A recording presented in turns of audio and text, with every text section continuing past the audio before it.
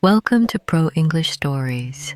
Every story on this channel helps you improve your English through simple, emotional, and meaningful storytelling. Listen carefully. My name is Anisha. I am 24 years old. 10 years. That is how long I stayed away from home. For 10 years, I believed I had left my past behind. But I never imagined my past was still waiting for me. People say that time heals every wound. Sometimes, time only hides the pain. I was only 14 years old when I left my village. My father received a job in another city, and our family moved away overnight. I cried as the bus slowly left the village road.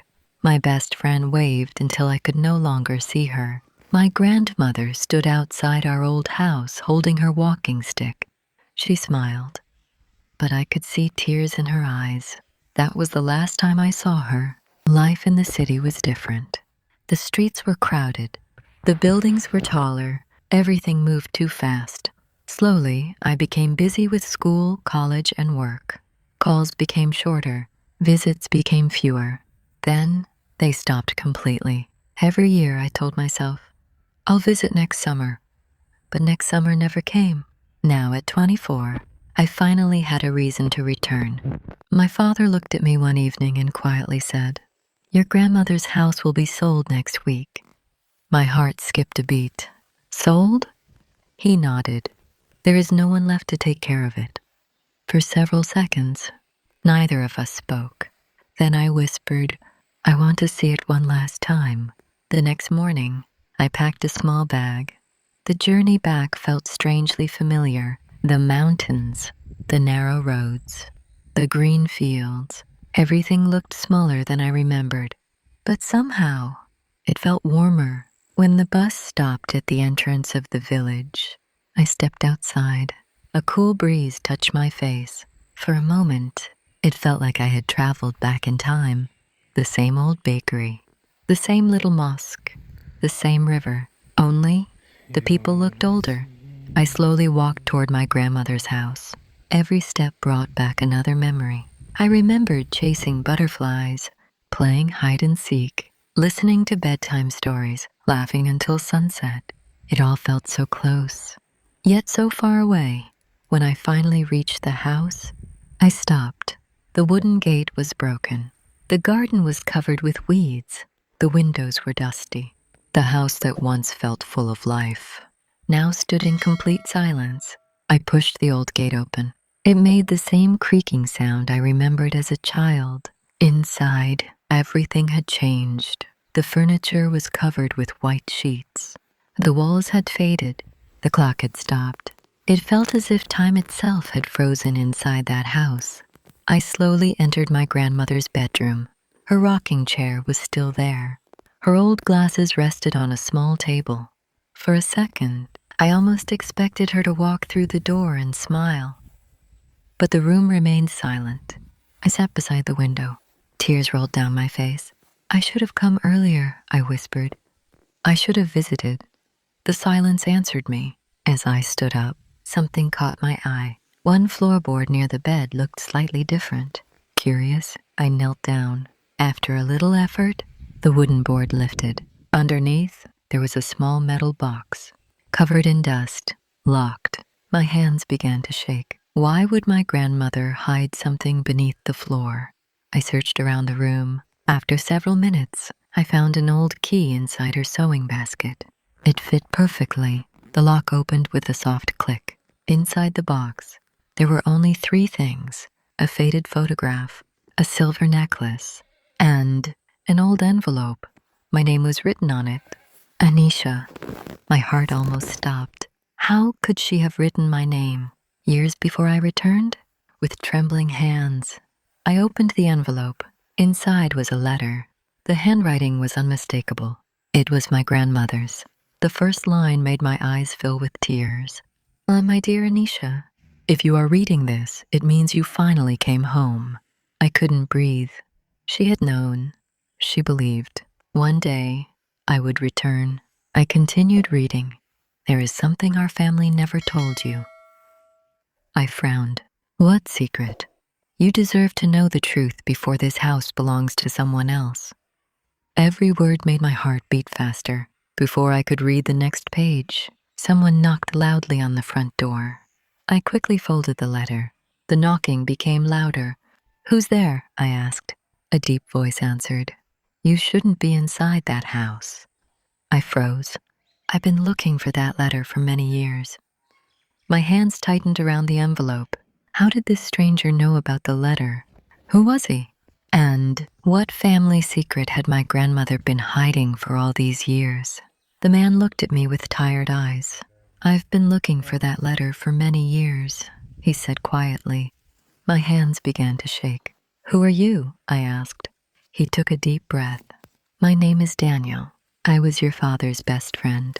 For a moment I couldn't say anything. "My father?" I whispered. Daniel nodded slowly. "Everything you were told about him wasn't completely true." I felt my heart beating faster. "My mother always said he left us." Daniel looked down. "No, he never wanted to leave." Silence filled the old room. Outside, the wind moved the trees just like it had years ago. Daniel carefully unfolded another old photograph from his pocket. It showed my father smiling beside my grandmother. They looked happy. "There was a misunderstanding," Daniel said. "Your father received a job overseas. He wanted to earn money and come back for you and your mother." "Then why didn't he?" Daniel closed his eyes. "Because he never got the chance." I stared at him. "What do you mean?" "He was involved in a terrible accident before he could return." My eyes filled with tears. "No?" Daniel nodded sadly. "He survived for a few days. He kept asking about you. He kept saying your name." I covered my mouth. My entire childhood suddenly felt different. All these years, I believed he had abandoned us. But he hadn't. Daniel continued softly. "Your grandmother didn't want you to grow up, waiting for someone who would never return. So she told everyone that he had left." I looked at the old letter again. My father's handwriting was beautiful. The first line read, "My dear little Anisha." I couldn't stop crying. For the first time in my life, I felt close to the father I had never really known. Daniel smiled gently. "He loved you more than anything. He carried your tiny photograph everywhere." We sat together in silence. The old house suddenly felt alive again. Every corner reminded me of childhood. The wooden stairs, the old window, the small garden outside. Memories returned one after another. Daniel stood up. "There's one more thing." He walked toward an old cupboard. After moving several dusty boxes, he opened a hidden drawer. Inside was a small wooden music box. I recognized it immediately. "My birthday gift," I whispered. Daniel smiled. "Your father bought it before leaving. He wanted to give it to you himself." With trembling hands, I opened it. A beautiful melody filled the room. Tears rolled down my face again. I felt as if my father was standing beside me. The music stopped. Inside the box was another folded paper. I opened it slowly. It read, "If you are reading this, it means life didn't go as I planned. Please don't grow up with hate in your heart. Love your mother. Respect your grandmother. Forgive those who make mistakes. And always believe that you are loved every single day." I couldn't hold back my tears anymore. I cried harder than I ever had before. Daniel quietly placed his hand on my shoulder. "Your father wanted you to have peace." Hours passed as we talked. Daniel told me stories about my father, how he loved reading books, how he helped poor families, how he dreamed of opening a school one day. For the first time, my father became real to me. He wasn't just a memory. He was a kind man with dreams. As the sun began to set, I walked into the backyard. The old swing was still there, rusty, broken, but still standing. I sat on it slowly. The cool evening breeze touched my face. I smiled through my tears. 10 years ago, I had left this house with anger. Today, I was leaving with peace. Before leaving, Daniel handed me one final envelope. "Your grandmother wanted you to have this when you were ready." Inside was a simple sentence. "Home is not the place you leave. Home is the place that never stops waiting for you."